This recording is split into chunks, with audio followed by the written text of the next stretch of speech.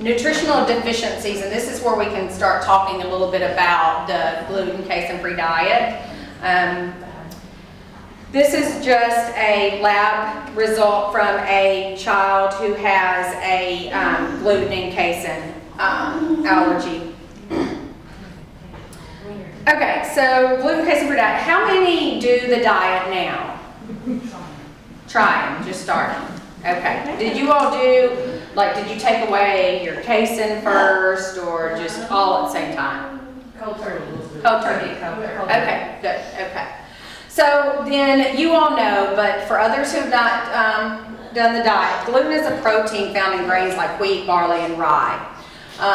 It's used in dough, like in bread and pizza dough and things like that, to give it its cohesiveness. It's really hard to digest. It can partially break down and act like an opiate in your child's brain and cause inflammation if your child has an actual allergy to it. Most of our children, I shouldn't say most, I don't know what the statistics are on that, but a lot of our children don't have an actual allergy to it that can be picked up on a lab result, but they have an intolerance to it, meaning that they will get that opiate effect. So your child might become more stimmy, not sleep at night.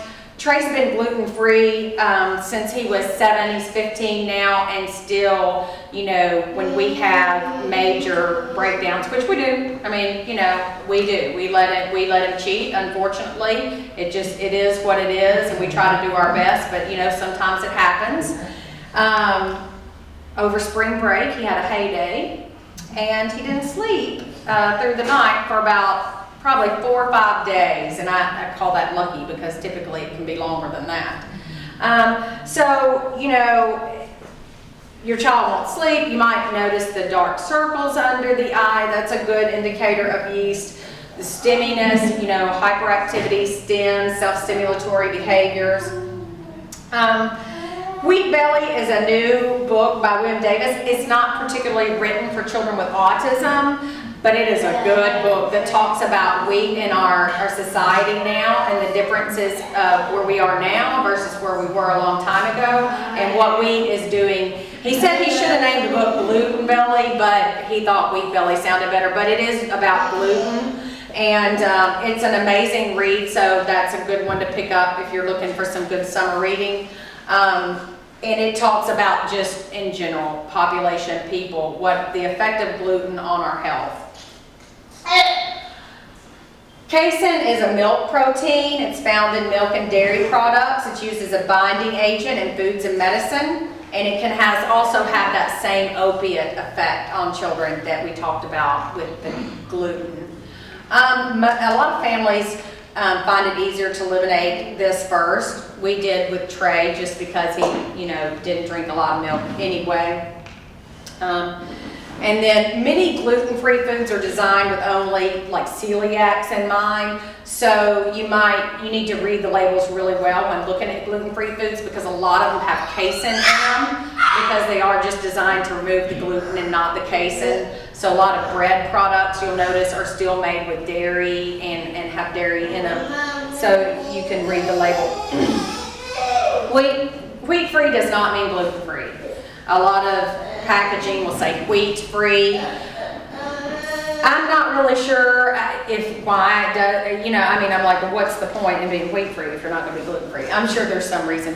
Some people probably have wheat allergies and don't have allergies to rye and barley. It's hidden in things like starches, vinegar, spices, additives, colorings.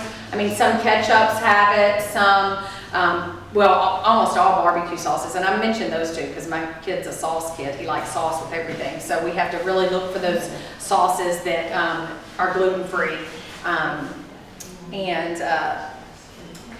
Here's some of my favorite brands, and that's supposed to say gluten casein-free or GFCF. I changed this presentation so many times that I changed it on some and then it didn't get transferred to my USB disk, so obviously there's going to be some in here that, some things in here that I didn't need to be. Udi's is a really good brand. Connect, and they're really great about doing gluten casein free. Whole Foods has now a brand that is gluten free, but that's one that you do have to watch for the casein in it. Amy's has some really good things that are gluten free, Glutino and Vans. There's a whole host of other ones though. I mean, my child, Trey, loves like things that look like real items, like we call them Oreos. You know, they're fake Oreos basically. They're Oreos made by, I think it's Connect, and they look like the real thing. They don't taste like the real thing though, but he thinks they do because he's been eating them for so long. And these little graham crackers, he used to be graham cracker freak when he was little, so he loved graham crackers, and now they actually make, Connect makes a graham cracker and he eats those like crazy. There's good brands now like Betty Crocker and Bisquick that make gluten free. I mean, they make brownies, cupcakes, and so it is so easy, or I should say, that's not true. It isn't easy to be gluten casein free. It isn't. I think it's not easy because we all want to eat out. You know, I want to eat out. Trey's favorite thing to do is to eat out. At the age of 15, you know, he has little interest now in a lot of outings. He loves to eat out. So it's difficult, and I think it's difficult for that reason. But a lot of pizza places now are doing gluten-free. They're not casein-free. They'll still put cheese, but you can ask for pizza without cheese on it. But these brands, you know, you can find them in the grocery store. When we started, I mean, I had to order everything online, basically. It was very difficult.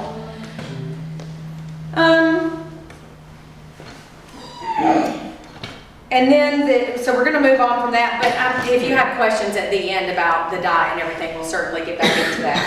Mitochondrial insufficiency. Creatinine is low, carnitine is low, and ammonia is high. I like to tell this story because this blew my mind. When I went to do my first 40 sessions for HBOT, we got out of the chamber after about the third dive. My mom was there with me, and Trey smelt terrible. I mean, it was like, what is going on here? And I was like, it's a familiar smell. What is that smell? Oh yes, it smells like a cat litter box. He was detoxing his ammonia out his head. I mean, and he literally smelled like a cat litter box. His ammonia level was 88. Jeffrey Bradstreet said, under any other circumstances, had a person walked into his office with an ammonia level of 88, it would have been on a stretcher in a coma. But because Trey has mitochondrial insufficiency, he adapted and it slowly creeped its way up. So as his level of ammonia rose, his brain compensated. He didn't go into a coma. However, he was so lethargic all the time. His therapists were saying, no, I just don't think he feels good. He's just like, you know, sitting in a chair, not wanting to work. We thought it was just your typical teenager. Oh, he's getting older, you know. He was only 11. He wasn't a teenager yet, but, you know, so it can do really crazy things with the ammonia. So, again, signs of mitochondrial dysfunction: hypotonia, constipation, slow cognitive processing speed, seizures, and oxidative stress. And again, you don't have to have all of them. You might have one or two of them or most of them. But that's a good biomarker to test for. And you can test for it. You can do a creatinine level to test, to get an indication. It's not a for sure thing, but it's an indicator. And these are those. You can test ammonia, creatinine, AST, biopsy, which is invasive, carnitine, lactic acid, and pyruvate. So again, these are tests that you can ask your doctor, can we look at these tests to test for mitochondrial? Because you can treat it. Some cases are easier to treat than others, and it can get very complicated. But just some of the things there that you can do to start. HBOT is a big treatment of mitochondrial dysfunction. And there's your test, a carnitine deficiency, a free carnitine level on a child, as you can see, way under the reference range. And then now we move to inflammatory process or neural inflammation of the brain. And that's another underpinning of our children with autism. And I'm not going to talk too much about that, obviously I already clicked off of it, but basically that's what it is. I mean, it's hard, that's one of the ones that is hard to treat. You know, you can't really give a supplement to treat neuroinflammation. HBOT is one of those treatments that treats neuroinflammation and can be successful with that. So IVIG is another one. It's one of those harder ones to treat, but again, you can test for it, and there are biomarkers that your physician can test for to indicate if your child does have the neuroinflammation. All right, so basically the biomedical approach: fix the gut, improve detoxification, search and eliminate heavy metals, and test for and treat neuroinflammation. And then there's a new kid on the block. Cerebral folate deficiency. And I can't even begin to talk about this really. It's complicated for me to understand. But Dr. Dan Rossignol and Richard Fry, I think there are 6 studies now. I don't think they've done them all, but there are 6 studies out there that indicate cerebral folate deficiency in children on the autism spectrum. And basically, I kind of wrote down this simple version. In order to get folate, it must be taken into the brain where it is used for a nutrient for brain growth. It needs to be transported across the blood-brain barrier and the cerebral spinal fluid. If you have antibodies that block those receptors, then you're going to have a problem where the blood levels of folate may go up in the cerebral spinal fluid, but the levels go down, and we start to have corresponding problems with folate deficiency. So basically meaning you're not getting any the children are not getting any folate. So it is my understanding that can even mean in utero. That can even mean from the time they're born, their brains are not getting any folate.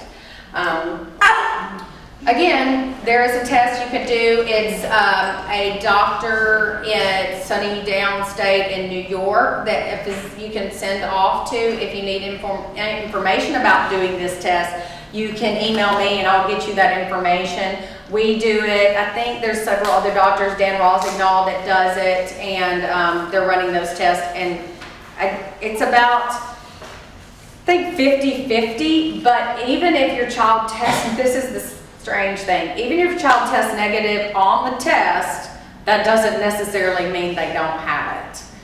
It means that in order to really find out if they have it, you have to do a spinal tap. And, most parents are not going to do that. So basically, a lot of physicians right now are starting your children on folate supplements or medication.